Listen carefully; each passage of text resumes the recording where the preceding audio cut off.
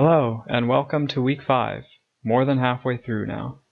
Hopefully you are all ready to wrap up this chapter in our semester on structural analysis. Now that we've covered truss analysis, the rest of the math for this semester should be significantly easier. So way back in week 1, we broke apart the typical loads on a building into gravity loads and lateral loads. And we did this because a building's superstructure is typically broken down similarly. We have our gravity system to support the gravity loads, and we have our lateral system to support lateral loads. Up until now, we have talked primarily about the gravity system, and we have learned about the behavior of several gravity system elements, such as the floor slab, beams, girders, trusses, arches, cables, and columns. This week, we will be diving deeper into the lateral system. But our discussion of lateral force-resisting elements will not be nearly as in-depth as our gravity discussion in previous weeks, due to time constraints. Also, as I've said before, lateral is significantly more complex than gravity. So let's save the really complex stuff for the structural engineers. Anyway, as with the gravity system, lateral loads also start in the slab. And when we talk about the lateral system, we often refer to the slab as the building's diaphragm. The diaphragm distributes the lateral load to the lateral resisting elements, which can be moment frames, brace frames, or shear walls. And keep in mind that just because a structural element is used in the building's lateral system does not necessarily exclude it from the building's gravity system. In fact, many structural lateral elements will also serve a dual purpose in the gravity system. For example, as we just mentioned, the slab is both a gravity and a lateral element.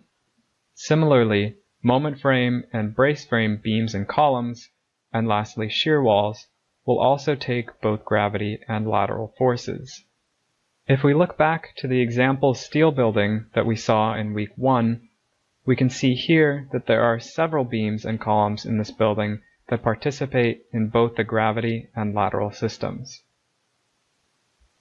Now, let's first talk more generally about the best way to lay out lateral resisting elements before we dive deeper into each specific type. Lateral force resisting systems should be as close to symmetrical as possible to reduce torsion and increase efficiency. We already mentioned this previously in our week 2 discussion of seismic forces. Hopefully it made sense to you then, but just in case it didn't, we're going to review now in greater detail. So, looking at these two layouts, it may not look to you like either of these layouts is particularly symmetrical. But let's consider that each element acts primarily in only one direction.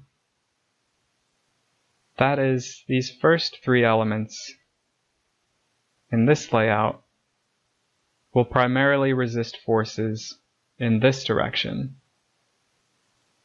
The other 2 elements will primarily resist forces in this direction, along their length. So really, it's only the perpendicular distance that matters.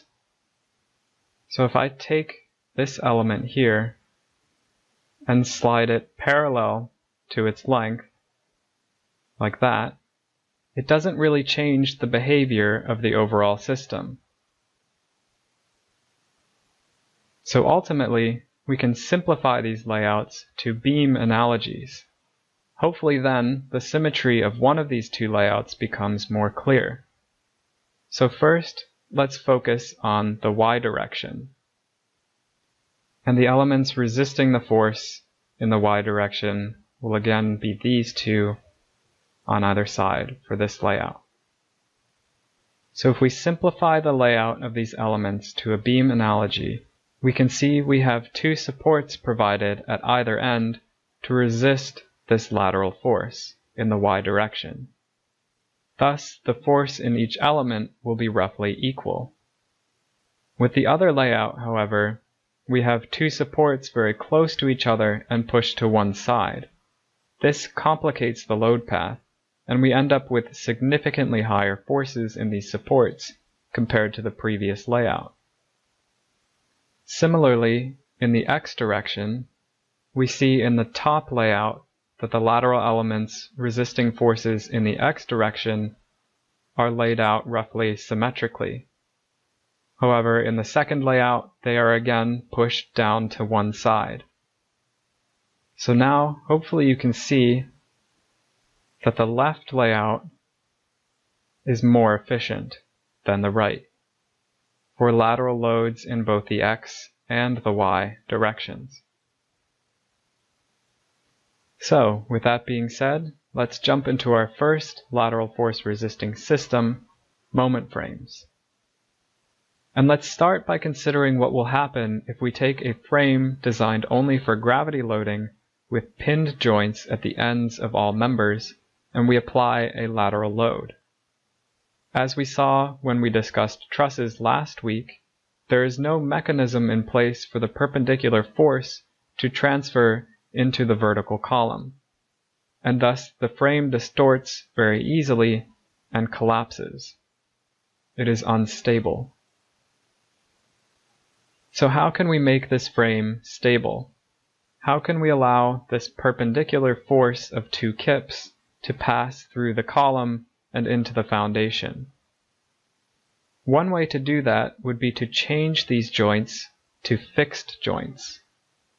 And as you can see, that's exactly what we do when we create a moment frame. That fixed joint allows the lateral force to transfer down into the column as a shear force.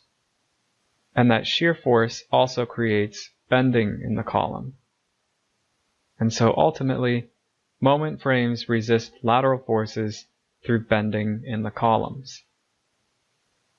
And you can see how a moment frame will distort under lateral loading compared to how the gravity frame distorted. These fixed joints had to remain at 90 degrees. And so the columns went into bending. So let's consider the behavior of these moment frames. Up until now, we have considered columns as axially loaded members only. And members with axial loads have an even stress profile over their cross-section. So typically, an efficient axially loaded member will be square in shape.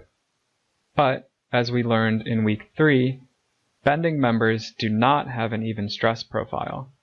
And bending members actually become more efficient when we increase the depth perpendicular to the axis about which they are bending. So, now that we are placing bending into these columns, how might the shape of our columns change when we use them in moment frames? And hopefully by now you're able to answer that question on your own. But just to be clear, there's a hint. Now, let's look at some math with a quick ARE example. A similar question was actually in your Day 0 assessment. So if we look at a single bay moment frame, it's very easy to divide up the shear force into the 2 columns. As long as both columns have the same stiffness, the force will be divided evenly between the 2 columns. So with 2 kips applied, we have 1 kip of shear each in these 2 columns. But what if we add a third interior column? Well, that complicates things a little. But that confusion is mostly because lateral forces can be harder to think about than gravity forces.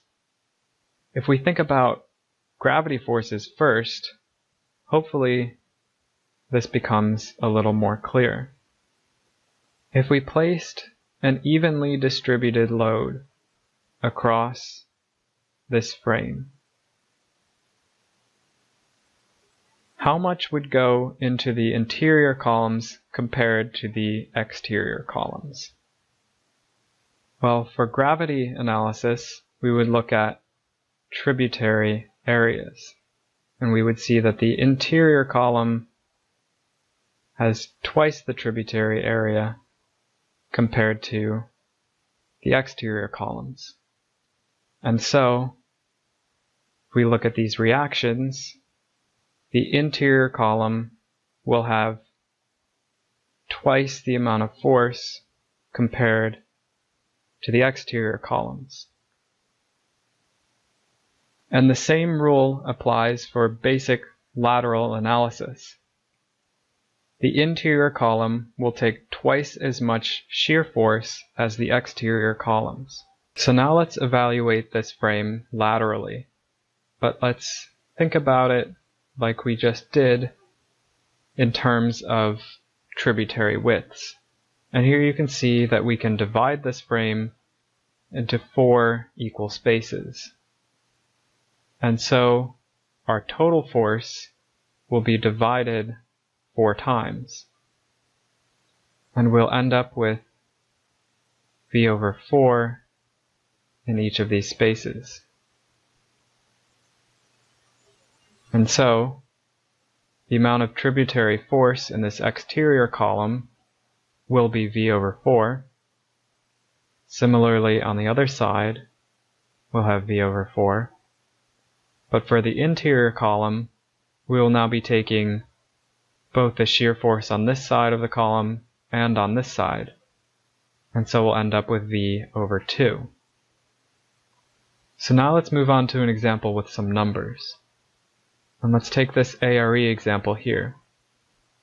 You can see that this example has multiple levels, and they even give you the height here. But when we're talking about shear, we don't really care about the height, nor do we care about the length. Those dimensions really only come into play when we start talking about overturning moment. For shear, however, all we need to do is add up these story shear forces into a total shear at this second level. And so we get 1 kip plus 2 plus 2 is 5 kips. Now we take what we just learned to find the base shear at column 2. And since this is an interior column, we know that its shear will be equal to the total 5 kips divided by 2, or 2.5 kips.